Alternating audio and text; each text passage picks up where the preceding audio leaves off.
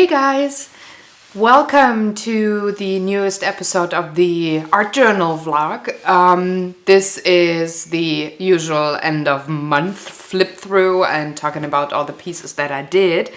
As you might have noticed, it's not Tuesday today, so I changed up the schedule of uploading that kind of video from the former last Tuesday of the month to the last day of the month, because I had another full week to do an art journal for June, but it was already Tuesday, so that's why I changed it up, so you can expect this kind of a video every last day of the month. So June has been very busy for me. I've done a lot of work and enjoyed vacation and all that stuff, so let's just dive right into it. The last page that we had was the May page, where we had a friend coming over, and we're just continuing with the first June piece. So this is a combo piece. First of all, it's just it depicts my excitement about being on vacation or going on vacation after 3 years of not doing that. It also is the monthly June challenge for the Jenny Belly workshop. And the challenge was do use 2 recycled things at least. And I do have like the towels here in the clouds and very obviously the sponge for the cliffs. Everything else is done, excuse me, everything else is done with acrylics and inks and markers and watercolor and ink pens and all that. And if you want to see how this piece comes together and get a little bit more in-depth info about this piece, not only the technical stuff behind it, like how I do what to get this page put together, but here and there also some insights into my head while I create, you just hop on over to the video that I'm gonna just link in right now, where you can see a real-time video presentation of this piece coming together. There's also a shortened and time-lapse unnarrated version of the video available. Just check it out and you'll find it somewhere on my channel. So this piece I was very excited about. I really like working with mixed media, of course, but I also like the challenges of the Jenny Belly workshop, and they inspire me for at least 2 or 3 weeks. Somehow that it's not only that page coming together like in 2 hours, but it's also that the inspiration like tags along and along and along and influences me on the artwork that I do in the later days or later weeks. So the next week I got back from vacation, and this piece is a remembrance or an homage to the vacation spot once I've been there. I've never been to Malta before, so this was a first, and this was just the excitement about it, and this is what I actually saw. And what I found super interesting, and how nature forces itself in very interesting ways into human life and human built things. That's why the cactus is here on that wall. That's not a natural stone, that's actually a city wall, like a protection wall from 1500 something, and huge cacti grow out of it, and that inspired me so much that I did not only take photos down there, which I'm gonna upload eventually to my website, at least a couple of them, but also stayed with me enough to make an art journal page about it.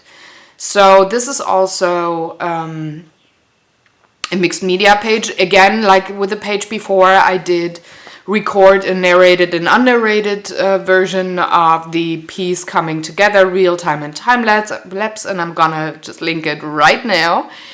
And you can see how I approach things and what went the way I planned it and what didn't. Like, for example, this part down here with the ocean was not as I imagined it, but I think the outcome is okay. It serves its purpose. Other than that, I find it kind of nice, but also irritating and strange that the right side is so smooth, like with the pastel and the inks, and the left side is so rough with acrylics really dabbed on and the 3D effect of the paper piece here. Also, I think this looks way wilder because the page, as you can see here, really is very wavy because of the sponge on the page before. So I think that gives it another feel that I did not intend, but that's okay with me. So the next week, I had a family reunion with parts of my family that I didn't see for 12 years. That's why it's family, because it's very important, and I had a lot of fun. And it was really, really nice to see my aunt and cousin again and just reconnect on so many levels. Also, this is another piece inspired by something that I saw in Malta and that I found very interesting, is how snails behave in really dry heat that is gorging away the landscape and around them, and how they huddle together in on plants, on walls and stones, and just to keep as much moisture for them as possible. That's why I did this snail like on the other one. I actually do have a photo of that, and I'm definitely gonna post that on my page one day, so that you can see where my inspiration comes from. Also, I don't know if you can see it on camera, these little lines here are also tiny snails that make a couple into a family for me. So how that page came together was also recorded again with a narrated and unnarrated version that I'm gonna link and that you can watch with a snack and a drink, because the narrated versions are rather long. I'm very sorry about that, but it's real time, so you know how long it takes me to complete this page. This was done with decoupage paper and ink and these metallic effects markers and permanent markers. So while I liked the theme of it, and while I liked working with it coming like after such a long time, I'm not really happy with the final positioning of the snails, because this one, the curve of the lower one is not really coming out the way I wanted it to.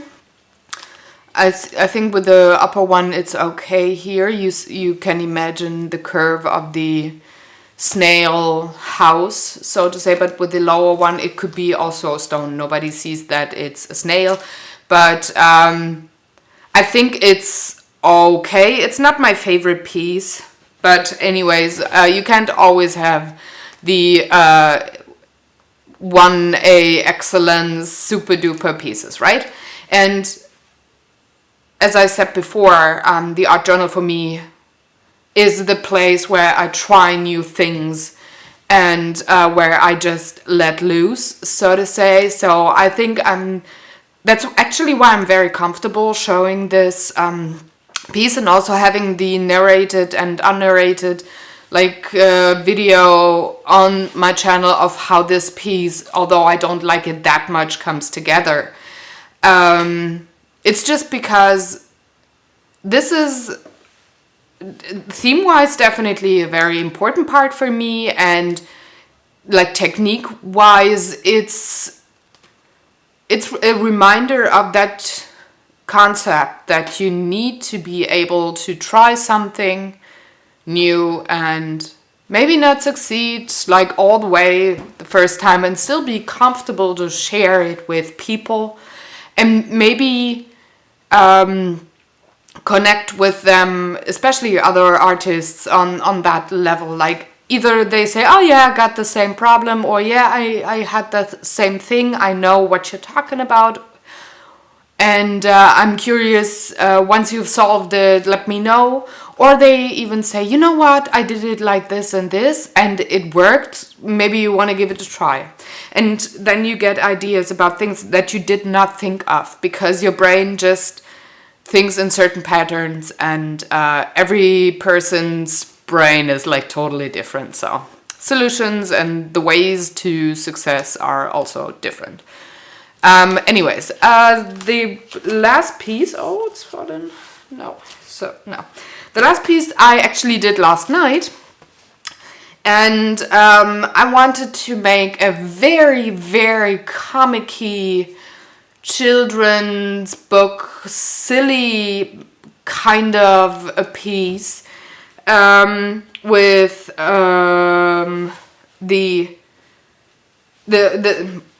stop it. Think, Sarah, and then talk. So, the starter for this page was actually the quote that I read. I'm following art quotes on Twitter. And one day this quote popped up, and it is, I shut my eyes in order to see, by Paul Gauguin.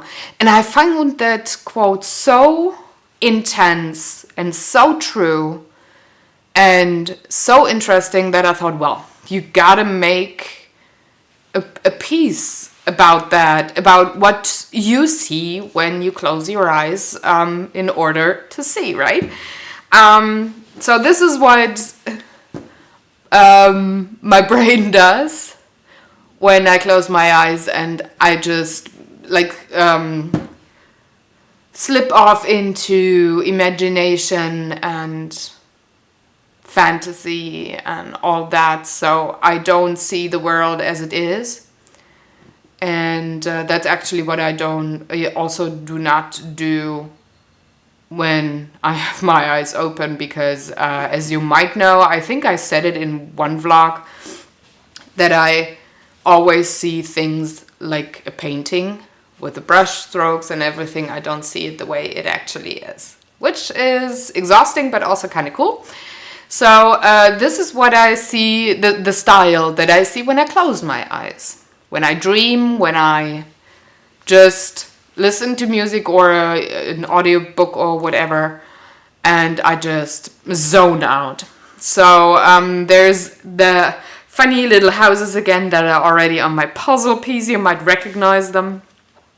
The houses are in the background, the sky is actually done with pastel chalk. And by the way, I did not film this because, well, I got this video today. Why would I? I didn't want to. There's, yeah, overlap.